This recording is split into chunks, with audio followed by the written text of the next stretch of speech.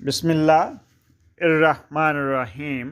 मैं homeopathic doctor Sajid Rahman Faisalabad से आपसे मुखातब हूँ। आज का हमारा टॉपिक ट्यूबर मियाज़म पर है।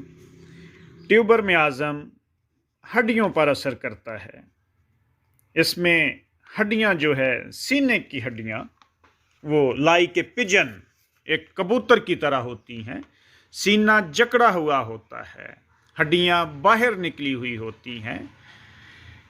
इंसान का वजन कम होता है और दुबला पतला सिंगल पसली जिसको बोलते हैं वो होता है। इसमें खौफ ज्यादा होता है। ये मियाज़म सबसे पहले सुरा, साइकोसिस और सफलेस को हम बयान कर चुके हैं। जब ये तीनों चीज़ें पूरी हो जाती हैं तो इससे अगला मियाज़म ट्यूबर का आता है। इसमें सबसे पहले फेफड़े मुतासर होते हैं, जिसमें मरीज को सांस लेने में दुश्वारी होती है, हल्का बुखार होता है, कोई भी काम करने के बाद थकावट हो जाती है, भूख कम होगी, वजन भी कम होगा,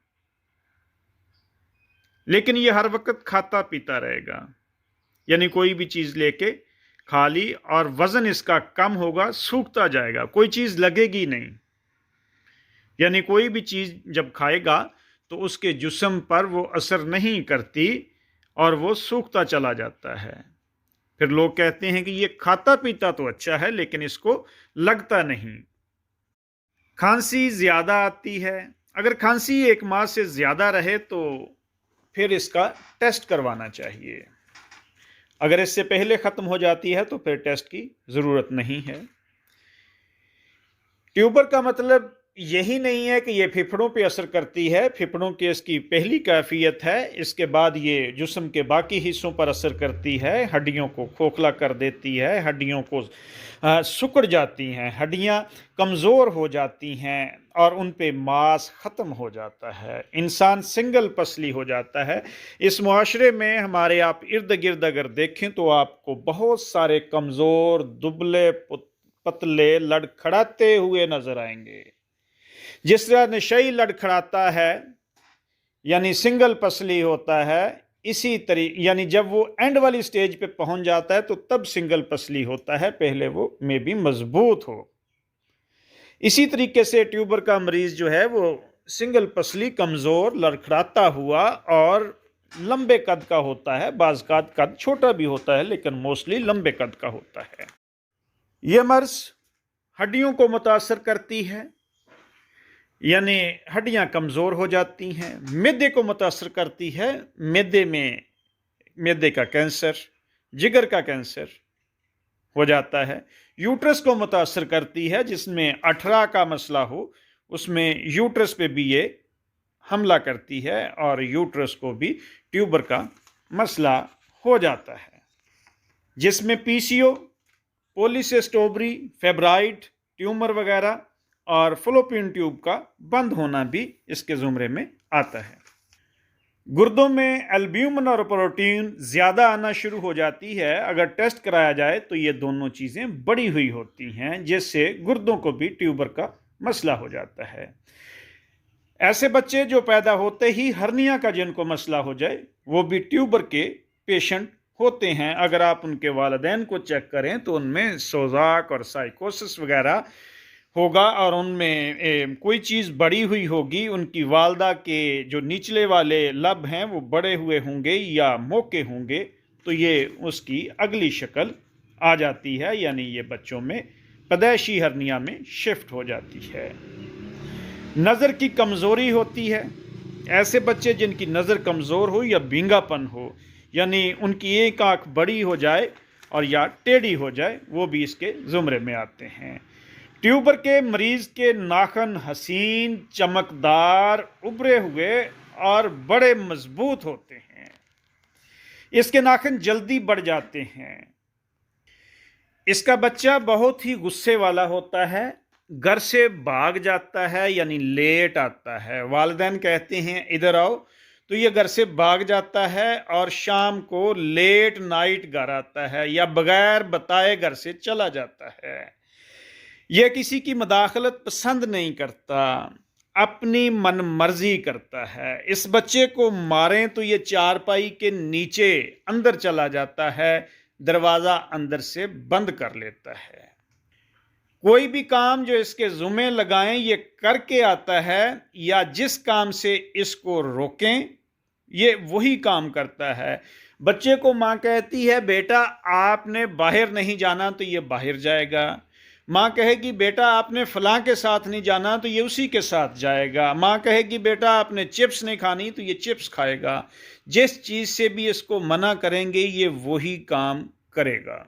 ये बच्चा दिन को सोया रहता है और रात को लेट नाइट तक खेलता है, घर से बाहर रहता है। यानी दिन को सोता है और रात को ये अपने जोबन पर होता है। इसकी तवानाई अरूज पर होती है, पीक पर होता है। ये इससे रात को जो काम मर्जी करवा लें ये कर जाता है। अपने मतलब की बातें याद रखता है, दूसरी बातें इसको याद नहीं रहती। जो इसकी अपने काम वाली बातें हैं वो इसको याद रहेंगी। ऐसे लोग पीक पर जाकर काम करते हैं और अक्सर थाने में पाए जाते हैं, क्योंकि रात को ये पीक पर होते हैं, तो इसलिए रात को ये चोरियां भी करते हैं और सुबह थाने में आपको मिलेंगे। ये बच्चे खौफजदा होते हैं, मामूली चीज़ों से डर जाते हैं, कुत्तों से बहुत ज़्यादा डरते हैं, जानवरों से डरते हैं, स्पेशली कुत्तों से इनको खौफ आता है। दिमागी तौर पर चालाक, चुस्त और ज़हीन होते हैं, जिस्मानी तौर पर कमज़ोर होते हैं। बावजूद अच्छा खाने पीने पे इनका जिस्म सूखता जाता है, कमज़ोर होते हैं। ज़ुकाम इनको जल्दी लग जाता है। पढ़ने के दौरान ऐसे बच्चों का सर दर्द जो है वो मामूली से मुतालिया से सर दर्द बढ़ जाता है। सुबह सवेरे इनको पाखाना आएगा यानी दस्त आएंगे, जिस तरह के सल्फर के मरीज में पाया जाता है। सुबह उठकर ये बिस्तर से उठेगा और जल्दी से भागकर बाथरूम में जाएगा। इसका मरीज लापरवाह होता है, हर वक्त काम तब्दील करने के फिक्र में रहता है, अपना पेशा तब्दील करता रहता है। एक साल एक काम किया, फिर अगले साल दूसरा काम किया। इवन कि ये डॉक्टर पर भी भरोसा नहीं करता, अपने डॉक्टर बदलता रहता है। मौसीकी से इसको नफ़रत होती है, सफ़र की इसको ख्वाहिश ज़्यादा रहती है, हर वक्त सफ़र में रहता है, यानी आइडियम का पेशेंट है। बाल इसके उलझे हुए होते हैं, बालों में कंघी करना पसंद नहीं करता, कर भी ले तो फिर उलझ जाते हैं। बेरुखे से बाल होते हैं, गिल्लड़ होता है, गदूद होते हैं, गदूद मतवरम हो जाते हैं। गोश्त से ये नफ़रत करता है, लेकिन बुने हुए गोश्त की ये ख्वाहिश रखता है।